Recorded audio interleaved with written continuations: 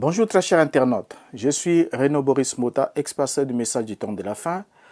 Et comme vous le savez, sur notre chaîne, nous sommes donné un objectif de développer des sujets divers, notamment des sujets d'intérêt général, tout comme des sujets relatifs au message du temps de la fin. Pourquoi est-ce que nous en parlons? Parce que j'y ai séjourné, j'y ai vécu, j'ai prêché dans ce message-là pendant plus d'une décennie d'années, donc une quinzaine d'années. Donc, lorsqu'il y a quelque chose qui se passe en rapport avec le monde du message de William Branham, j'ai l'obligation, alors ce fardeau-là, d'apporter le son de cloche approprié pour éclairer ceux qui sont en quelque sorte indécis ou qui n'ont pas assez de lumière sur les événements qui se déroulent, notamment sur la Terre, en l'occurrence aux États-Unis d'Amérique. Alors, nous allons dans ce sujet-ci parler du message de William Branham et Los Angeles. Quel est le rapport qu'il y a entre le message de William Branham et Los Angeles? Pourquoi est-ce que cette ville de Los Angeles est une ville tellement attractive dans le monde du message en ce qui concerne tout ce qui se déroule là-bas? Alors, juste avant d'entrer dans notre introduction, j'aimerais d'abord rappeler un élément important qui n'est pas d'une moindre importance concernant relativement le message de William Branham. Nous sommes là avec Billy Paul William Branham. Pourquoi est-ce que nous parlons de Billy Paul en introduction de ce sujet, où nous sommes en train de nous interroger les rapports qu'il y a entre Los Angeles et le message de William Branham? C'est parce que depuis la mort de Billy Paul Branham, qui était le premier fils de William Branham, alors, à la suite d'un cancer du pancréas qui a été causé par le tabac, puisqu'il était un grand fumeur, pour beaucoup de gens dans le message du temps de la fin ne le savent pas, que Billy Paul Branham, le premier fils de William Branham, était vraiment un véritable fumeur de cigarettes. Et il a fumé jusqu'à ce qu'il puisse être emporté, c'est-à-dire que jusqu'à ce que le tabac puisse l'emporter, associé à d'autres faits que nous allons démontrer ici. Alors, donc, pour beaucoup d'esprits, la mort de Billy Paul avait énervé beaucoup de gens. Beaucoup de gens dans le monde du message étaient énervés. Et en effet, Billy Paul avait commencé à fumer la cigarette du vivant de son père. Pourquoi est-ce que nous voulons parler de Billy en introduction de ce sujet? Parce que la vie de Billy Paul est liée au témoignage de ce qui devrait se passer avec Los Angeles. Voilà pourquoi nous devons établir ces liens pour étudier la moralité, l'honnêteté ou encore la véracité ou l'authenticité des témoignages qui nous ont été rapportés, que ce soit par Billy Paul lui-même, que ce soit de la part des autres prédicateurs qui ont prêché ce message. Alors, en effet, Billy Paul Branham avait commencé à fumer la cigarette du vivant de son père William Branham alors qu'il n'était qu'âgé de 14 ans. Fils de William Branham, prophète du temps de la fin, premier fils de William Branham, le voilà qui était un véritable fumeur. Alors que William Branham, dans sa commission à lui, l'ange lui aurait dit « Ne bois pas, ne fume pas, ne suis pas ton corps avec les femmes, d'une quelconque manière car j'ai une œuvre à faire accomplir avec toi quand tu seras grand. » Mais seulement le même ange qui avait empêché à William Branham de ne pas fumer la cigarette, comme il nous l'a rapporté bien sûr, n'a pas empêché au fils de ce dernier de faire autant. Alors, lorsque Branham, nous appelons d'abord Branham lui-même pour qu'il nous en parle à ce sujet. Nous lisons dans Venez et plaidant, prêché le 4 octobre 1955. C'est son père qui va nous en parler. Parce qu'il y a certains des fois qui disent, écoutez, on fait dire des choses, tout ça là, on est contre le message, on est contre Branham, tout ça là. Non, nous prenons ses propres paroles et nous vous informons et nous lisons avec vous entre les lignes pour que vous compreniez les informations qu'on ne vous donne pas. Parce qu'on vous peint ces personnages-là comme étant des personnages d'une sainteté, d'un témoignage chrétien véritable et tout, mais alors que le dessous des tables, c'est qu'on ne vous dit jamais exactement quel genre de vie avaient vécu ces gens. Alors, dans ce message, venez et plaidant, donc autrement, les dons et les appels sont sans repentance, prêché le 4 octobre 55, le paragraphe 56, nous lisons William Branham qui nous dit ce qui suit. Lisons-le. Une dose de médicaments a failli tuer mon fils Billy Paul. Il y a environ 2-3 ans, Billy Paul avait contracté une habitude, s'était mis à errer. C'est la raison pour laquelle j'ai dû l'envoyer à Wasahashi, à l'école. notre école officielle avec cette bande de petits garçons et autres qui fument tous la cigarette et tout. Et un jour, Billy est rentré à la maison et a dit, « Comment vas-tu, papa ?» J'ai subitement eu une vision sur lui. J'ai dit, « Viens ici un instant, j'aimerais te parler. » Il a demandé, « Qu'a-t-il, papa ?» J'ai dit, « Qu'as-tu à fumer des cigarettes ?» Il a dit, « Je ne fume pas. » J'ai dit, « Ne me trompe pas, Billy. » Il a commencé à pleurer. « Eh bien, a-t-il dit, je ne ferai plus cela, papa. » Et il est sorti. Il a continué à faire cela. Il ne cachait pas cela. Il ne peut pas cacher cela. Non, non. Ainsi, et j'ai eu une vision et le Seigneur m'a montré que Billy m'avait désobéi et qu'il avait sauté par une fenêtre et il s'en allait en riant, faisant des culbutes comme cela, là, jusque dans l'éternité, tournant sans cesse. Et quand je suis sorti de la vision, j'ai crié à tue-tête, « Oh Dieu, ne prends pas mon garçon, le seul garçon que j'ai, ne le prends pas, Seigneur. » Et j'ai crié à tue-tête, j'en ai parlé à Billy. Bien, fin de citation. Qu'est-ce qu'on vient de lire ici ensemble avec vous? On vient de lire ici William Branham qui nous dit qu'un jour, son fils avait contracté une habitude et dans cette habitude, le fils avait commencé à errer. C'est la raison pour laquelle Branham avait dû emmener ses fils et l'a inscrit dans une école biblique qu'on appelle Waza Archi. Alors, Branham, en le faisant, il va nous dire que dans l'école officielle, les enfants fumaient la cigarette, les petits garçons et tout fumaient des cigarettes, ainsi de suite. Et un jour, quand Billy Paul est rentré à la maison, alors Branham me dit, lorsque le fils lui a dit, « Comment vas-tu, papa ?» Suivant bien cette séquence, le fils lui dit, « Comment vas-tu, papa ?» Branham dit, « J'ai subitement eu une vision sur lui. J'ai subitement eu une vision sur lui. » Et la vision qu'il a eue sur son fils, c'est qu'il a vu son fils en train de fumer. Mais ce qui nous intéresse, c'est que la fin de la déclaration de William Branham, il nous dit, il est sorti, le fils est sorti, il a continué à faire cela. Il a continué à faire cela. Donc, il a continué à fumer de la cigarette. Et Branham dit, il ne cachait pas cela. Donc, il ne cachait pas le fait pour lui de fumer de la cigarette. Il ne peut pas cacher cela. OK? Non, non. Alors, donc, Branham comprend ici que Billy Paul, il nous informe, ensuite il dit que Billy Paul, Dieu lui a montré ensuite une vision, comme quoi Billy Paul avait désobéi et qu'il avait sauté par une fenêtre et il s'en allait en riant, en faisant des culbutes comme cela, jusque dans l'éternité. Donc, j'aimerais qu'on souligne ce point-là, il est important. Donc, on comprend que Billy Paul s'est moqué des paroles de son père. Billy Paul s'est moqué du conseil de son père, des instructions de son père, et il a sauté par la fenêtre, donc il n'est pas sorti par la porte, la voie officielle et légale. Il saute par la fenêtre, il commence à faire des culbutes, et il partait en riant, en se moquant de son père, et jusque dans l'éternité. Et avec quelle habitude? L'habitude de fumer de la cigarette jusqu'à dans l'éternité. Alors ça, c'est déjà un point important à souligner. C'est dit par William Branham lui-même à propos de son fils. Si vous croyez que William Branham avait des visions authentiques, alors vous devez être dans l'obligation de croire que William Branham avait déjà vu le sort scellé de son fils, qui devait être un fumeur invétéré, donc un fumeur jusqu'à l'éternité. Et qui non seulement devait fumer jusqu'à l'éternité, mais devait désobéir à son père, et ensuite devait sortir par la fenêtre, et ensuite devait aller en riant. Donc on se moquait de son père, et en fumant jusqu'à dans l'éternité.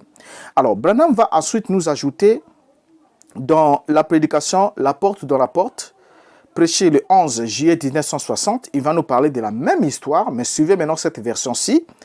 Il nous dit, comme mon fils, le paragraphe 3 jusqu'au paragraphe 4, nous lisons, quand mon fils Billy a environ 14 ans, avant que je ne l'envoie à l'école biblique, il était dans une école officielle et ne fréquentait pas un très bon milieu. Tous les enfants, les filles, les garçons fumaient et se conduisaient mal. Et un jour, je suis rentré à la maison et me suis assis. Et Billy habitait chez sa grand-mère. Et pendant que la présence du Seigneur était là, une vision est venue. J'ai vu mon fils avec une cigarette en main. Cela a failli me tuer. Ainsi, quelques instants après, sa bicyclette s'est arrêtée devant et il est entré et a dit « Bonjour papa » et il a accouru et m'a entouré de ses bras. Je l'ai pris dans mes bras et je l'ai demandé « Billy, quand as-tu commencé ceci ?» Il a demandé, quoi papa? J'ai répondu, à fumer. Il a dit, je ne fume pas. J'ai dit, ne me dis pas ça, tu fumes, Billy. Tu sais, il s'est mis à pleurer. Je ne pouvais m'en empêcher. Je suis allé dans la salle de bain, je me suis assis là et j'ai pleuré comme un enfant. Je me suis dit, sa mère est dans la gloire. Et la dernière chose qu'elle m'a dit, c'est prends soin de Billy. Et voici que je me suis efforcé de lui montrer l'exemple. Mais de le voir faire une telle chose, cela me tuait presque. Qu'est-ce qui nous intéresse dans cette deuxième version de cette affaire de la cigarette de Billy Paul? C'est que la version que Branham donne ici est maintenant contradictoire à la première version qu'il a donnée de cette affaire. Seulement, dans la première version, Branham nous dit que quand son fils est rentré chez lui à la maison, et quand son fils l'a salué, « Bonjour papa, comment vas-tu » C'est alors qu'une vision a apparu et Branham voit son fils en train de fumer. Mais dans cette nouvelle version que Branham vient de nous donner, il nous dit qu'il était assis chez lui à la maison et pendant que la présence du Seigneur était là, une vision lui a apparu avant que son fils n'arrive. Une vision lui a apparu et il a vu son fils avec une cigarette en main et cela a failli le tuer. Et il nous dit au paragraphe 4, « Ainsi, quelques instants après, sa bicyclette s'est arrêtée devant et il est entré et a dit « Bonjour papa ». Alors, vous comprenez déjà là que nous avons Branham qui prêche, bien sûr, il est sur la chair en train de prêcher. Comme lui-même, il a toujours dit que tout ce que j'ai dit, je l'ai dit que par inspiration divine. Alors, Branham qui nous informe que son fils Billy Paul a fumé. Il a reçu la vision à quel moment? Est-ce qu'il a reçu la vision avant que son fils n'arrive, comme il nous l'a dit dans la deuxième citation, ou il a reçu la vision pendant que son fils était là et que son fils l'a salué et la vision a apparu? Vous comprenez déjà que dans cette séquence-là, nous avons deux éléments contradictoires qui rapportent un même fait. Or, lorsque nous avons une contradiction, un fait qui est rapporté de façon contradictoire, soit les deux versions sont fausses, soit l'une d'elles est vraie et l'autre est fausse. Et du coup, lorsque l'une des versions est fausse, ça veut dire qu'il y a mensonge. Ok, nous passons. Ce n'est pas ça vraiment le but, ce qui nous intéresse le plus. N'oubliez pas notre sujet, nous sommes sur Los Angeles par rapport à l'actualité moderne. Alors, dans la première citation, Branham nous dit avoir reçu la vision selon laquelle Billy Paul fumait. Et il a reçu quand Billy Paul est rentré et l'a salué subitement et il a reçu la vision. Mais dans la deuxième, la vision est apparue quand Billy Paul n'était pas encore arrivé chez lui. C'est avant que Billy Paul n'arrive. La présence du Seigneur était là, de l'ange était là, du Seigneur. Et il a reçu la vision et Billy est arrivé après. Donc, on comprend déjà ici que le tabagisme, comme la science nous l'a démontré, parce que Billy Paul a été emporté par 4 pathologies, 4 maladies qui l'ont emporté, voilà. Nous avons là le certificat de décès. Voilà, il est là, il est signifié que la maladie A, c'est le cancer de pancréas, B, douleur abdominale intraitable, C, maladie de l'artère coronaire et D, diabète sucré. Voilà les pathologies qui ont entraîné Billy Paul. Mais retenons d'abord que le tabagisme est, selon la science, le principal facteur de risque environnemental reconnu pour le cancer de pancréas. C'est le tabagisme. Donc, d'autres facteurs de risque sont identifiés tels que le surpoids, l'obésité et le diabète. Mais seuls 5 ou 10% de ces cas de cancer de pancréas seraient expliqués par des prédispositions génétiques familiales. Dans ce cas, c'est une option. Mais en grand pourcentage, le cancer de pancréas est expliqué ou encore est reconnu comme étant de causes directement liées au tabagisme. Alors, donc déjà là, ce qui nous intéresse encore davantage dans cette information, c'est le fait que Billy Paul Branham a été déclaré guéri par les prédicateurs du message qui, nombreux, ont prié pour son cancer, ok, et l'ont déclaré guéri avec ainsi dit le Seigneur, disant que Dieu avait exaucé la prière et Dieu l'avait guéri de ses pathologies. Et ça a été répandu dans le monde du message. Nombreux en ont l'information que Billy Paul était malade, on avait prié pour lui, les prédicateurs du message ont prié pour lui et Billy Paul a été miraculeusement guéri de son cancer. Mais chose étonnante, c'est qu'à la fin de sa vie, le certificat de décès nous certifie qu'il est mort de ces 4 maladies combinées. Donc le cancer du pancréas, les douleurs abdominales intraitables, les maladies de l'artère coronaire, ensuite ainsi que le diabète sucré. Alors, et pourtant, quelques temps avant sa mort, les pasteurs du message avaient déclaré avoir prié pour lui, comme on l'a dit, et qu'ils avaient aussi déclaré que Dieu l'avait miraculeusement guéri. Mais le certificat de décès vient d'écrouler leur témoignage. Alors, venons-en au sujet de Los Angeles, pour les quelques minutes qui nous restent encore. Venons-en au sujet de Los Angeles.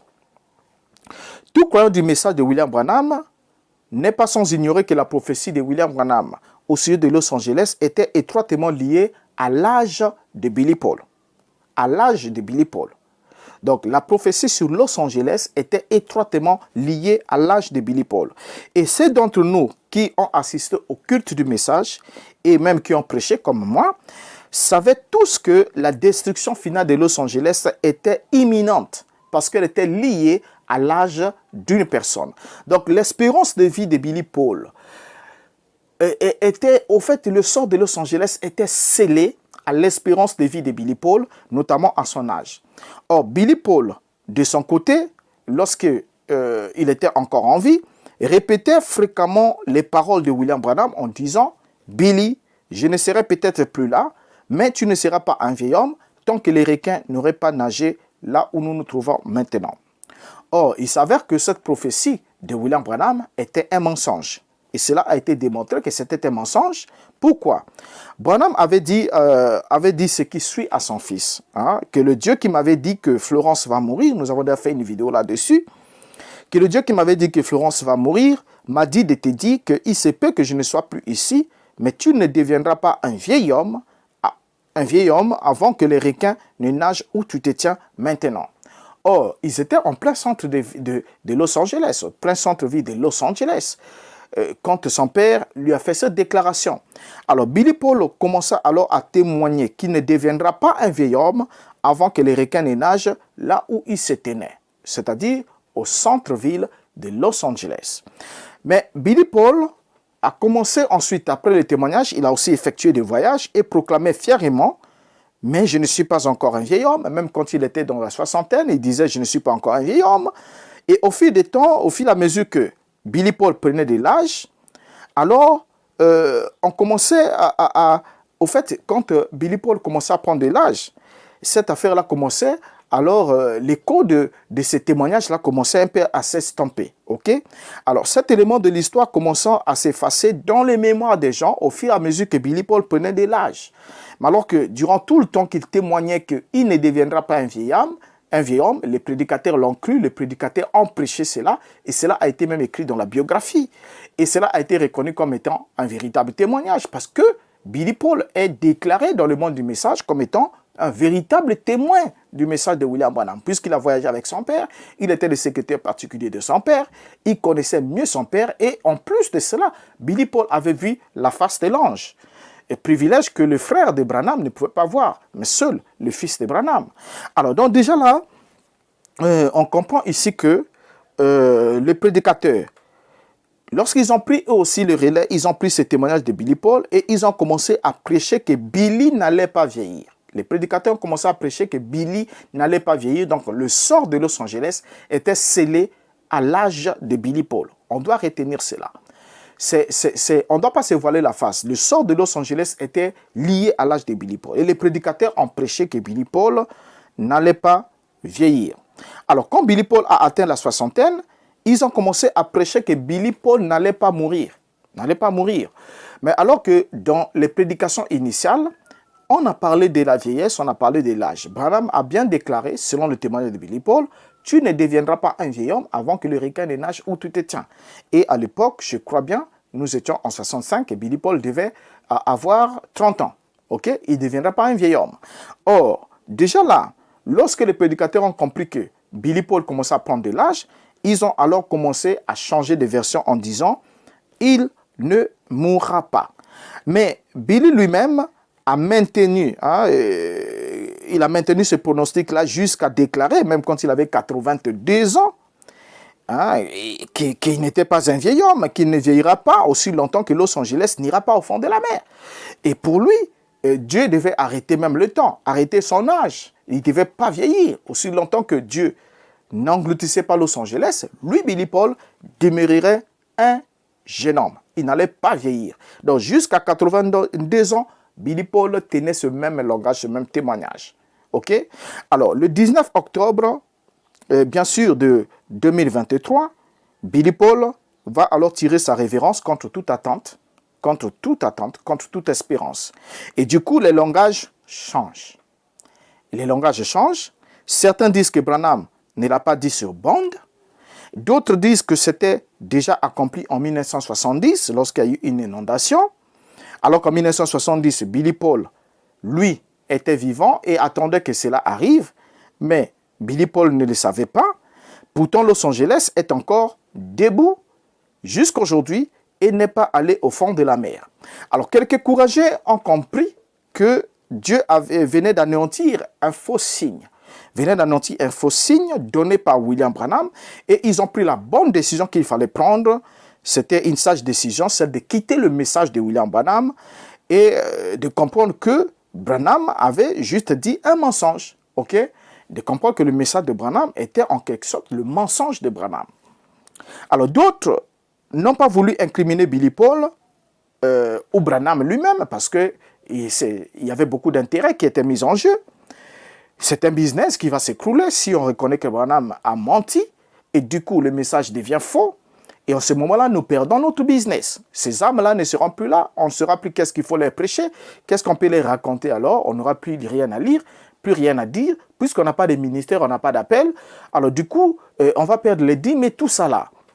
Alors il faut tenter d'arrondir les angles. Tenter de faire le nettoyage, de faire le ménage. Alors d'autres, ils vont alors ensuite incriminer Billy Paul. Hein, c'est-à-dire, au fait, ils n'ont pas voulu incriminer Billy Paul ou Branham, mais ils décident alors de demander pardon en disant « Nous vous avons menti pendant des années en disant que Billy Paul n'allait pas mourir. » Mais quand vous, prédicateurs, vous vous êtes repenti à vos assemblées en disant « Nous vous avons menti pendant des années en disant que Billy Paul n'allait pas mourir. » Ça, c'est un mensonge que vous reconnaissez tardivement parce que Billy Paul est mort.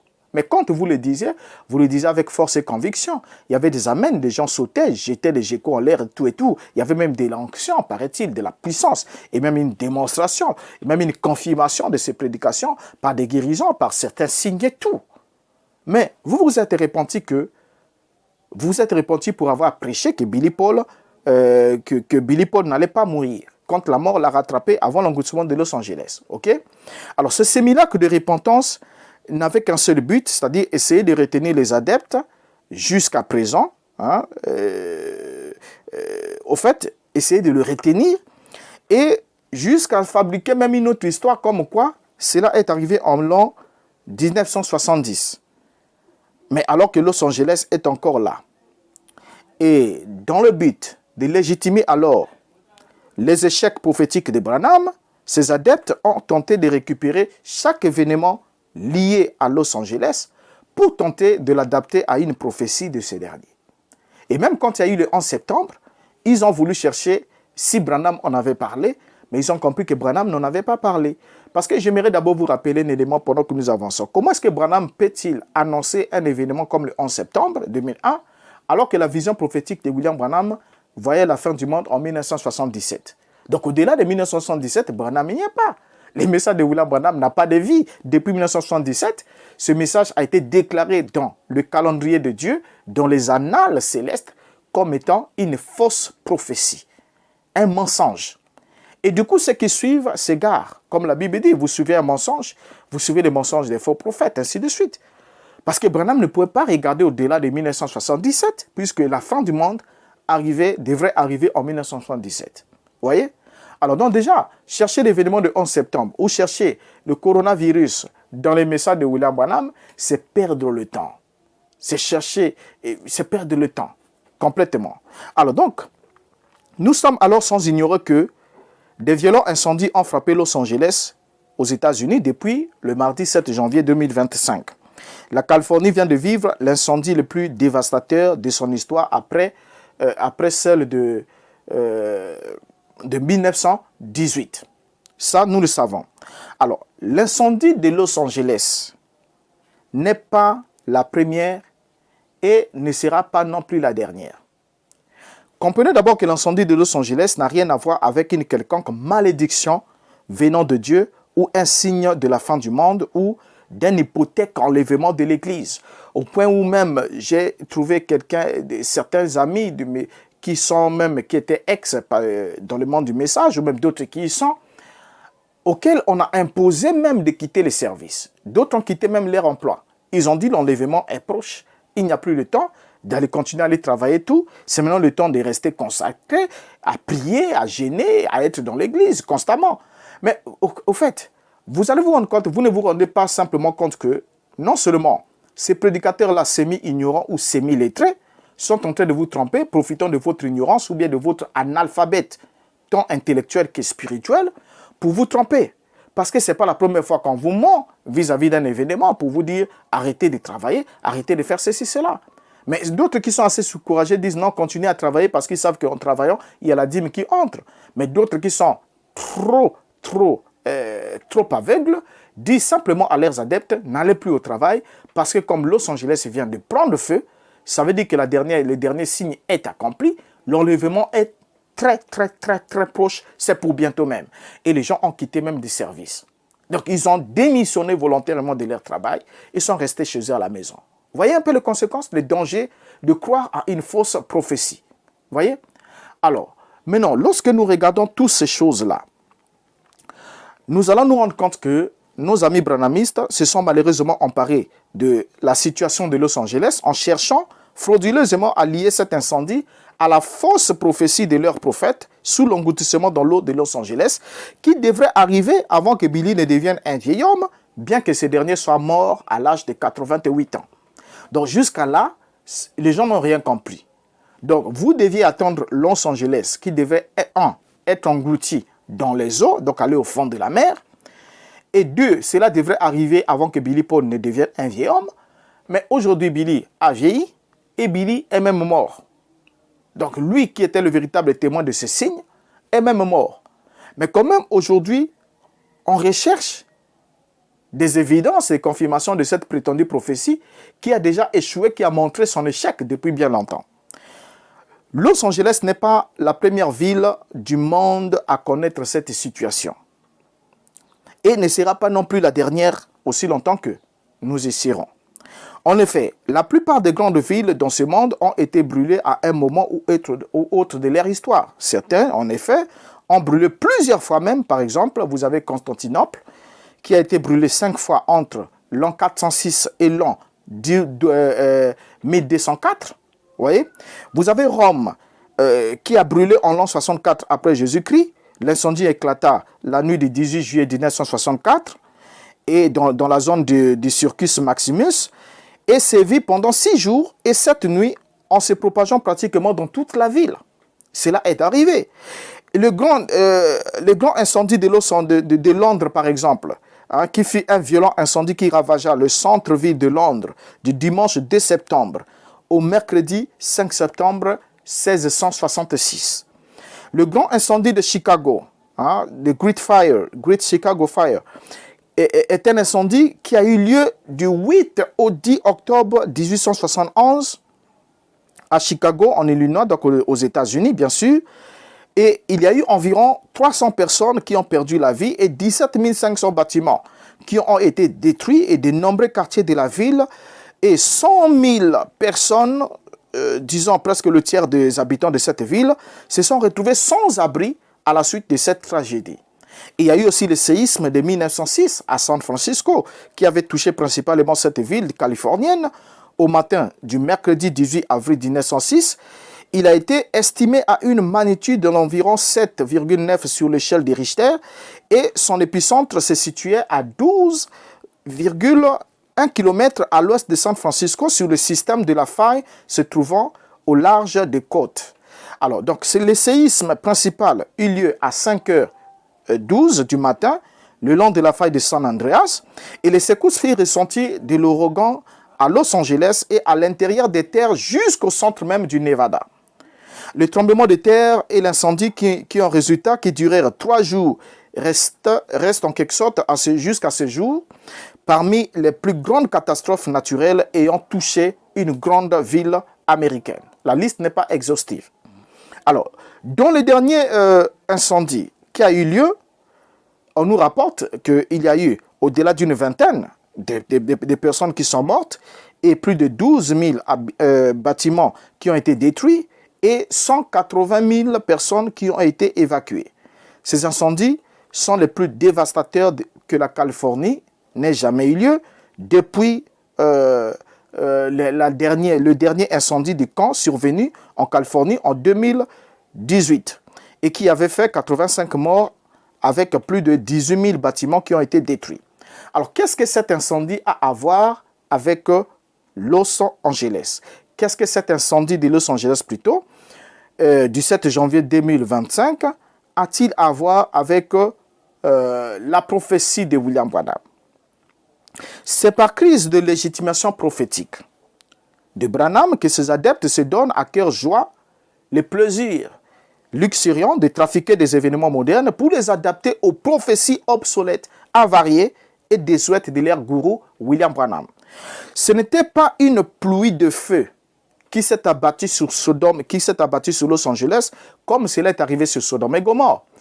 Quand Dieu a voulu juger Sodome et Gomorrhe par le feu, il a fait sortir Lot et sa famille, et ensuite tous ceux qui n'ont pas reçu le message des deux messagers n'ont pas été mis en sécurité, et le reste a péri. Et la Bible nous dit clairement dans Genèse 19, verset 24, « Alors l'Éternel fit pleuvoir du ciel sur Sodome et sur Gomorrhe, du soufre et du feu, et de par l'Éternel. » Alors, lorsqu'on voit ici, on voit bien que quand le feu est un jugement divin, à l'instar de Sodome, de ce qui est arrivé à Sodome et Gomorrhe, il descend premièrement du ciel et secondement, il n'épargne personne. Il n'épargne personne. Vous voyez? Quand Yeshua annonce la destruction de Jérusalem, qui devait entraîner la fin de l'ère juive, que certains ont pris pour la fin du monde, il leur a pris le type de ce qui est arrivé au temps de Lot et le type de ce qui est arrivé au temps de Noé. Dans Luc 17, verset 26 à 29, à 30, nous lisons, « Ce qui arriva du temps de Noé arrivera de même au jour du Fils de l'homme. Les hommes mangeaient, buvaient, se mariaient et mariaient leurs enfants jusqu'au jour où Noé entra dans l'arche, le déluge vint et les fit tous périr. Ce qui arriva du temps de Lot arrivera pareillement. Les hommes mangeaient, buvaient, achetaient, vendaient, plantaient, bâtissaient. Mais le jour où Lot sortit de Sodome, une pluie de feu et de soufre tomba du ciel et les fit tous périr. Il en sera de même le jour où le Fils de l'homme paraîtra. » Donc, vous voyez déjà ici que le jugement, que ce soit le déluge qui s'est abattu au temps de Noé, que ce soit le feu qui est tombé du ciel au temps de Sodome et Gomorrhe, tous ces deux événements météoriques se sont déroulés venant du ciel. La pluie est tombée du ciel, le feu est descendu du ciel et n'a épargné personne excepté ceux qui ont été mis en sécurité par Dieu. Au temps de Noé, il y a eu un petit groupe qui a été mis en sécurité par Dieu et au temps de Noé, un petit groupe a été averti et mis en sécurité et au temps de Lot aussi, un petit groupe a été averti et mis en sécurité. Et ensuite, le reste a péri. Ils doivent tous périr. Mais ce n'est pas ce qui est arrivé à Los Angeles. Or, lorsque Yeshua utilise ces deux événements dans le cadre d'une métaphore pour illustrer l'ampleur du désastre qui devait survenir sur Jérusalem et ce qui est bien arrivé au 1er siècle en l'an 70. Et le Christ est précis, il dit au verset 31, « En ce jour-là, que celui qui sera sur le toit et qui aura ses effets dans la maison ne descende pas pour les prendre, et que celui qui sera dans les champs ne retourne pas non plus en arrière. » Verset 32, « Souvenez-vous de la femme de Lot. » Or, lorsque nous voyons toutes ces choses, nous trouvons que dans le cas de William Branham et dans le cas du monde du message du temps de la fin, le feu qui est tombé sur Los Angeles n'est pas un jugement divin à l'instar de ce qui est arrivé à Sodome et Gomorrhe. Ce n'est pas le cas. Parce que si c'était le cas, il ne devrait pas y avoir de survivants. Un, Dieu devrait avertir les croyants du message qui sont dans cette ville de sortir de cette ville, premièrement. Et secondo, il devait faire périr tout le monde. Personne ne devait s'échapper. Lorsque Dieu envoie un feu qui est un jugement divin, mais au fait, personne ne s'échappe. Comme au temps de Lot, personne ne s'est échappé. Comme au temps de Noé, personne ne s'est échappé. Vous voyez? Alors, Branham, avant d'arriver sur Los Angeles, avant qu'on termine, Branham avait d'abord commencé par miser sur la Floride.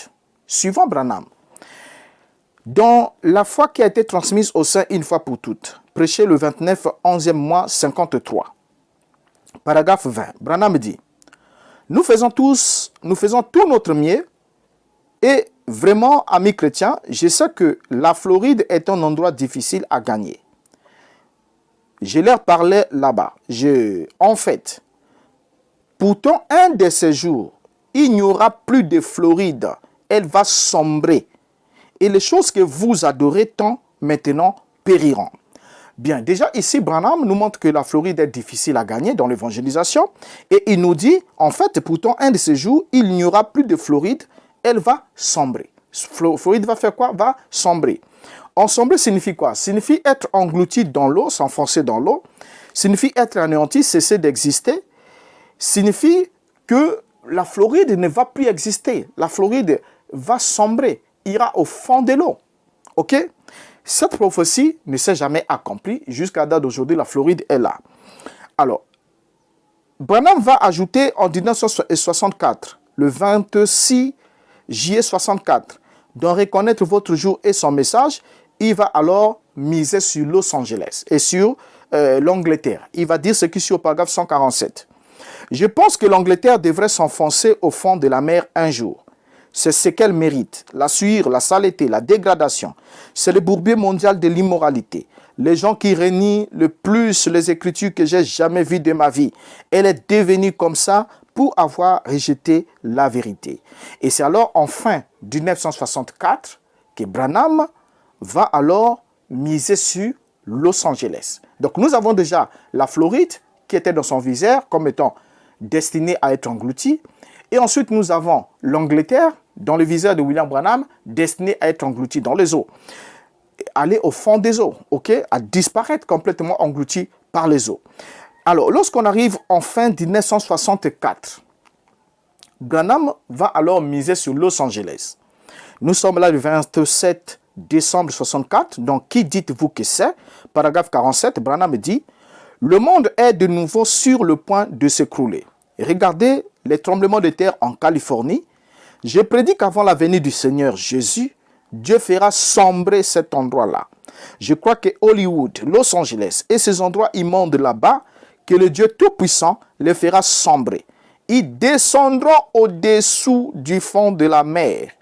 Et c'est tellement rempli de péchés, voyez-vous, c'est la barrière. » Alors déjà là, c'est cette citation, l'une des citations que les Branhamistes ont découpées et ils commencent à jouer la bande avec les incendies de Los Angeles. Ils commencent à jouer des bandes sur la fragment des déclarations faites par Branham ici, comme quoi une prophétie de Branham vient de s'accomplir. Donc cela veut dire que la venue du Seigneur Jésus est très proche puisque Dieu a fait sombrer prétendument Los Angeles. Or, sombrer ici, Branham est clair dans ses propos. Il dit bien que Los Angeles et ces endroits immondes là-bas, le Dieu Tout-Puissant les fera sombrer. Il précise, ils descendront au-dessous du fond de la mer. Bien, soyez sérieux entre vous. Au fait, n'insultez pas votre intelligence jusqu'à ce niveau parce que je vois quand même des gens qui ont été à l'école. Voyez, lorsque vous lisez Branham, Branham ici déclare, parle d'abord du verbe sombrer et il est précis, il parle du fait de descendre, la descente de Los Angeles qui doit descendre au fond de la mer. Sombrer signifie s'enfoncer dans l'eau. Et Branham précise qu'ils descendront au-dessous du fond de la mer. Voyez? Et c'est quand on arrive le 29 avril 65 que Branham prêche le choix d'une épouse. Et Branham précise en disant, dans les paragraphes 229, ce qui suit, c'est un avertissement solennel. Nous ne savons pas à quel moment, et vous ne savez pas à quel moment, un jour, cette ville va se retrouver au fond de cet océan ici. Paragraphe 230, il ajoute, « Oh, Capernaum, a dit Jésus, toi qui t'es élevé jusqu'au ciel, tu seras abaissé jusqu'au séjour des morts, car si les miracles avaient été faits dans Sodome et Gomorrhe, elles subsisteraient encore aujourd'hui. Et Sodome et Gomorrhe sont au fond de la mer, mortes, et Capernaum est au fond de la mer. » Alors déjà ici, Branham ajoute encore un élément important, c'est que Los Angeles ira au fond de la mer. Ok? Los Angeles doit aller au fond de la mer. Il dit, cette ville va se retrouver au fond de cet océan ici. Maintenant, comment vous faites? Moi, je me pose un peu une question. Comment est-ce que vous faites, chers amis croyants du message de Branham? comment est-ce que vous faites? D'abord, prédicateur, comment est-ce que vous faites pour mentir aux gens, pour dire que le fait qu'il est tombé sur Los Angeles est l'accomplissement de cette prophétie? Quand Branham est précis, il dit que Los Angeles ira au fond de cet océan ici. Mais soyons quand même sérieux entre nous. Au fait, on ne peut pas insulter l'intelligence des autres jusqu'à ce niveau, ni même sa propre intelligence. Même si on est assez bêta, mais pas jusqu'à ce niveau. Vous voyez? Pas jusqu'à ce niveau. Alors, donc déjà, quand Branham dit que Sodome et Gomorrhe sont au fond de la mer, il dit que Capernaum est au fond de la mer, Branham vient de mentir parce que la ville de Capernaum n'est jamais allée au fond de la mer. Le village a été gravement, bien sûr, endommagé par des tremblements de terre, un grand tremblement de terre en l'an 746. C'est pas comme dit Branham que 100 ans, un siècle après la parole de Jésus, Capernaum a été détruit et est allé au fond de la mer par un tremblement de terre, alors que aucune parcelle de Capernaum n'est allée au fond de la mer. Le village existe encore, le site hébergeant ces vieux villages existe encore. Et Capernaum a été reconstruit un peu plus loin au nord-est. Mais à la suite de son déclin, au fait, personne ne sait exactement pourquoi est-ce que Capernaum a été abandonné au XIe siècle. Donc jusqu'au XIe siècle, ce village était habité. Vous voyez? Et il n'est jamais allé au fond de la mer. D'ailleurs, le site a été redécouvert en 1838 par Edward Robinson, un Américain spécialiste de la géographie biblique.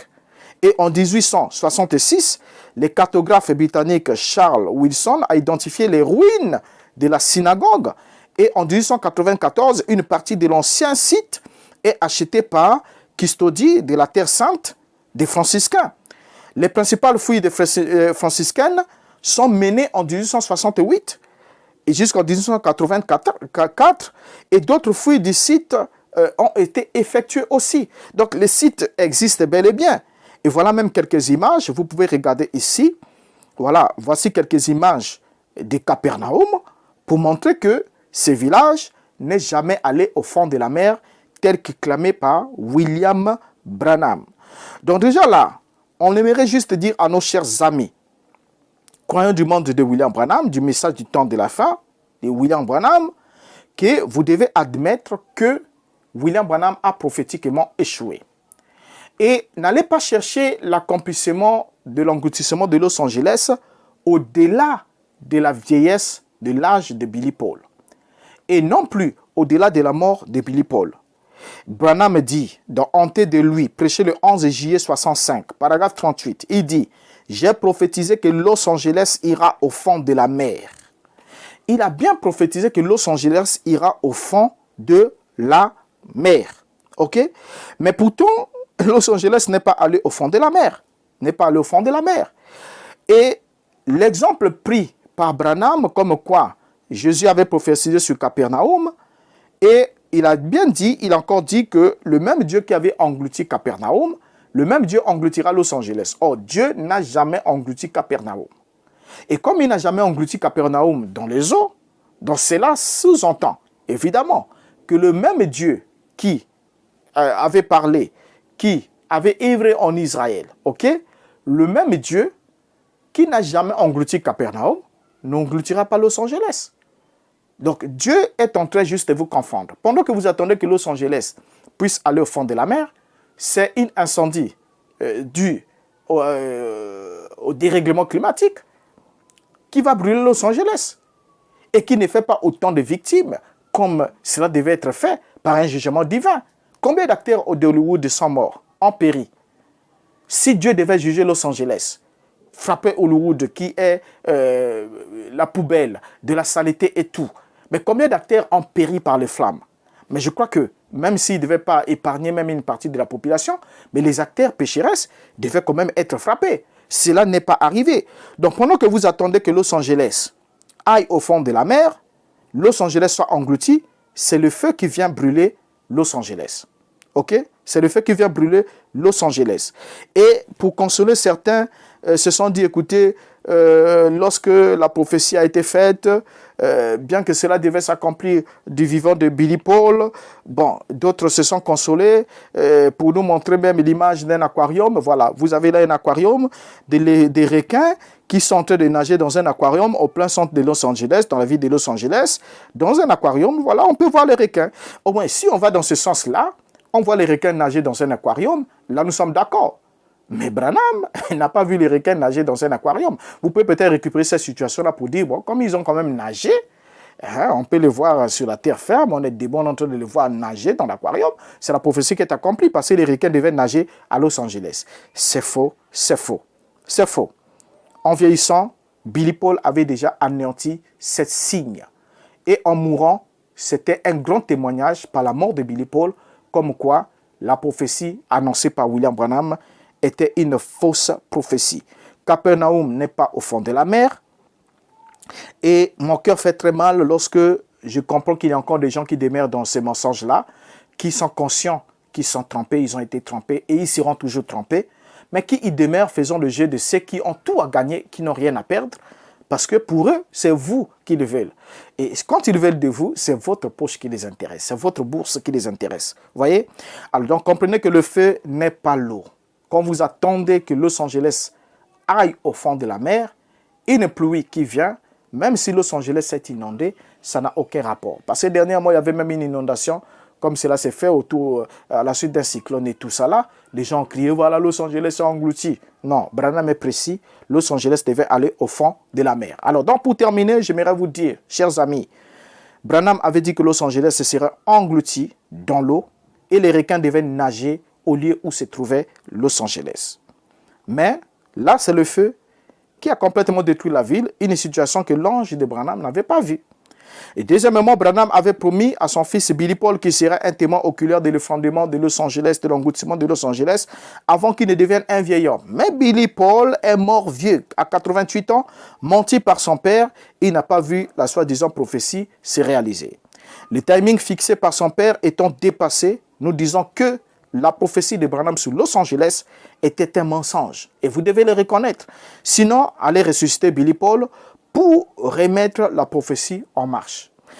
Les branhamistes, chers amis, vous devez plutôt vous poser de bonnes questions sur la crédibilité de votre prophète, au lieu de continuer à défendre ces fausses déclarations et ces mensonges, ainsi que ces allégations. Je peux prédire, sans prophétiser, comme disait Branham, que Los Angeles sera reconstruit, et puis ce sera une vieille histoire qui restera derrière. Vous voyez? Alors donc, concernant Los Angeles, ce n'est pas la première fois que cela arrive. Et c'est pratiquement chaque année que cette ville subit quelques problèmes météorologiques, comme bien d'autres endroits sur la Terre. Il y a eu de l'incendie en Espagne, il y a eu de l'incendie dans beaucoup d'endroits, il y a eu des incendies. Mais cela n'a jamais attiré l'attention des croyants du message. Et pendant qu'ils attendent que Los Angeles aille au fond de la mer, voilà que Dieu envoie le feu. Alors si Branham pouvait regarder, se retourner, regarder, il devait dire, j'attendais que Los Angeles aille au fond de la mer, englouti dans les eaux, pendant la jeunesse de Billy Paul. Mais aujourd'hui, Los Angeles, contre toute attente, est toujours en surface, mais c'est le feu qui vient à la place de l'eau. C'est le feu qui vient à la place de l'eau. Vous voyez? Et ce feu qui vient à la place de l'eau ne tue pas les pécheurs. Il ne détruit pas les acteurs, il ne tue pas les pécheurs, les impies de Los Angeles. Au contraire, ceux qui ont péri, au fait, ceux qui ont péri ont été juste une goutte devant ceux qui ont pu s'échapper, ont pu être évacués de la ville. Alors que lorsque Dieu juge, quand le jugement est divin, ceux qui périssent, c'est toujours tous, à l'exception d'un petit nombre, que Dieu met en sécurité à cause de leur piété. À cause de leur piété, pas pour le plaisir, mais à cause de leur piété.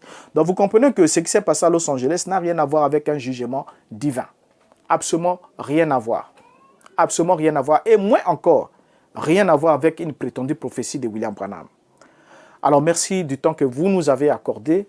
Et je crois que nous reviendrons pour un autre numéro qui pourra être encore relatif au message de Branham, tout comme peut être un sujet d'intérêt général. Ne manquez pas de liker la vidéo. Ne manquez pas de vous abonner sur la chaîne si ce n'est pas encore fait pour être chaque fois notifié quand il y aura une nouvelle vidéo. Et ne manquez pas non plus de partager. Sensibiliser surtout de vie. Les amis qui sont croyants du message, intéressez-les à suivre. Intéressez-les à s'interroger. Parce que nombreux sont là, ils se posent des questions, mais ils ne trouvent personne qui puisse les éclairer pour leur permettre de prendre de bonnes décisions.